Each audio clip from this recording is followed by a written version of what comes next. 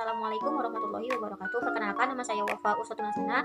Saya dari jurusan Pendidikan Agama Islam semester 5. Saya mahasiswi UIN Serangunung Jati Bandung. Nah, di sini aku mau memaparin sedikit materi atau permasalahan gitu ya tentang masalah latar belakang masalah pendidikan gitu menurut filosof Imam Al-Ghazali. Ini ada geografi dari filosof Muslim. Nah, salah satu filosof Muslim yang banyak membahas tentang pendidikan atau konsep pendidikan adalah Imam Ghazali salah satunya. Nah, dalam pandangannya pendidikan bukan hanya sekedar untuk mentransfer ilmu pengetahuan, tetapi juga proses penyucian jiwa agar peserta didik itu menjadi manusia yang beriman dan juga berakhlak. Nah, menurut Imam Al-Ghazali, tujuan utama pendidikan itu adalah mendekatkan diri kepada Allah Subhanahu wa taala, intinya kepada Tuhan kita ya, terus dan membentuk karakter yang mulia, bukan sekedar mengajar nilai akademik. Nah, konsep ini juga menunjukkan bahwa pendidikan idealnya harus menyeimbangkan antara aspek intelektual dan juga spiritual dan juga moral. Ada fakta umum tentang pendidikan Islam, realitas pendidikan Islam saat ini gitu ya guys.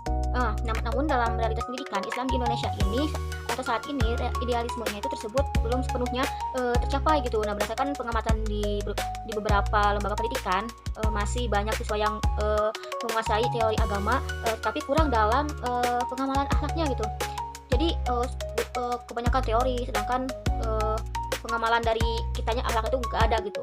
Nah, laporan dari Kementerian Agama tahun terakhir juga menunjukkan bahwa kasus pelanggaran disiplin dan rendahnya budaya religius di sekolah masih cukup tinggi gitu. Selain itu, banyak madrasah dan sekolah Islam yang lebih fokus kepada capaian akademik, nah seperti nilai ujian, lomba, prestasi lainnya. Nah, sementara pembinaan atau pembiasaan karakter spiritualnya itu gak ada gitu, belum menjadi perhatian utama. Nah, hal itu memperlihatkan atau memperlibatkan adanya kesenjangan antara teori pendidikan Islam yang diajarkan dari akhlak yang terjadi di lapangan gitu. Itu ada data khusus yang tidak sesuai dengan teori. Nah, secara lebih spesifik misalnya dalam pembelajaran pendidikan agama Islam masih banyak ditemukan proses belajar yang hanya menekankan aspek kognitif satu arah gitu, seperti hafalan ayat Al-Qur'an atau definisi, tanpa memberikan ruang kepada siswa itu untuk memaknai dan mengamalkannya di kehidupan sehari-hari. Beberapa peneliti juga menemukan bahwa guru PAI ini lebih banyak menggunakan metode ceramah satu arah gitu, sehingga peserta didik ini itu menjadi pasif dan kurang terbentuk tuh sikap religiusnya teh. Nah, padahal jika memakai pada teori pendidikan Imam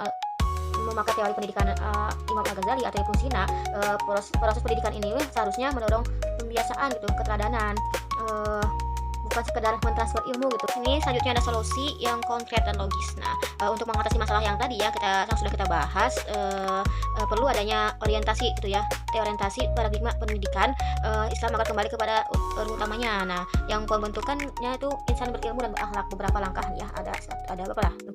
Langkah yang pertama itu ada guru pendidikan agama Islam itu perlu memperkuat pendekatan keteladanan dan pembiasaan nilai-nilai agama dalam kegiatan belajar mengajar gitu, bukan hanya teori. Yang kedua, integrasi antara nilai spiritual dan akademik perlu ditegaskan dalam kurikulum, misalnya dengan mengaitkan setiap mata pelajaran dengan nilai keislaman yang relevan itu, jangan hanya teori terus ya. Yang ketiga itu sekolah dan madrasah harus membangun budaya religius yang nyata seperti pembiasaan salat berjamaah, tadarus, dan kegiatan keagamaan lainnya. Terus yang selanjutnya itu ada pelatihan guru berbasis pendidikan karakter Islam. Itu juga harus diperbanyak gitu, agar guru itu mampu menjadi sosok pembimbing yang bukan hanya pengajar gitu guys. Nah, itu adalah salah satu 4 aspek ya, langkah-langkah agar solusi yang logis untuk permasalahan tadi gitu. Sekian mungkin dari saya, mohon maaf bila ada kekurangan. Wassalamualaikum warahmatullahi wabarakatuh.